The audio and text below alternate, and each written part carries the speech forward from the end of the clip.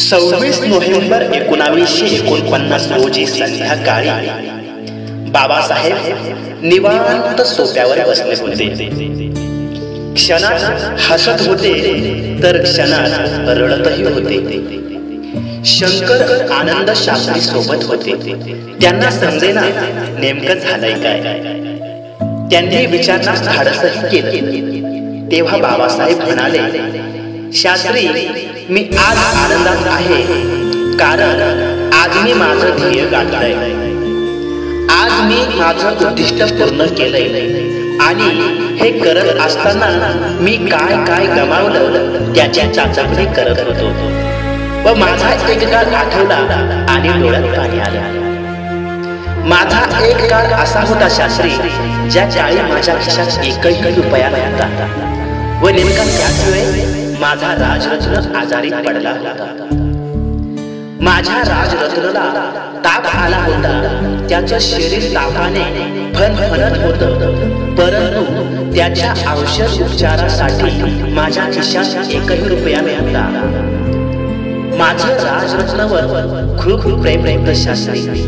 अरे, नेमकाच बोलायला लागला होता, नेमकाच चालायलाही लागला होता. औषध उपचारा नसल्यामुळे त्याचा ताप वाढतोय हे मला ठाऊक होतं रे, परंतु त्याला छातीशी कवटाळून रडण्याशिवाय माझ्याकडे कुठलाच पर्याय नव्हता.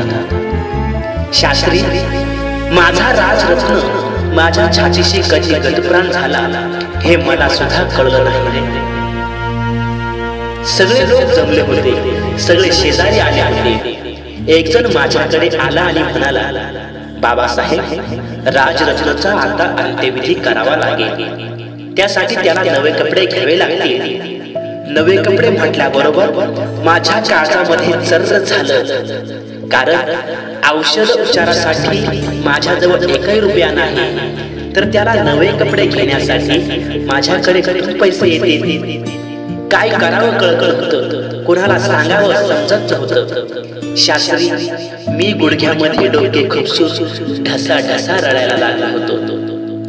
पण माझ्याकडे पैसे नाही हे माझ्या रामूला मात्र चांगलं ठाऊक होतं. माझी रामू जवळ आली.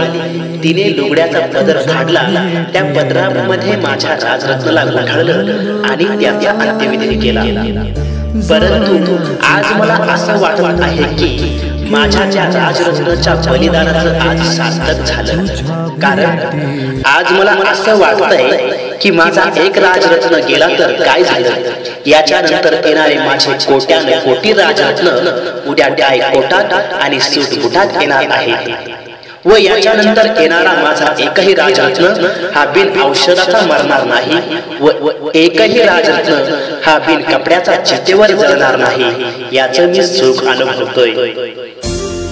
मित्रांनो, त्याच राजरत्नाच्या बलिदानामुळे आज आपण शिकलो, सवरलो, मोठे झालो, नोकऱ्याला लागलो.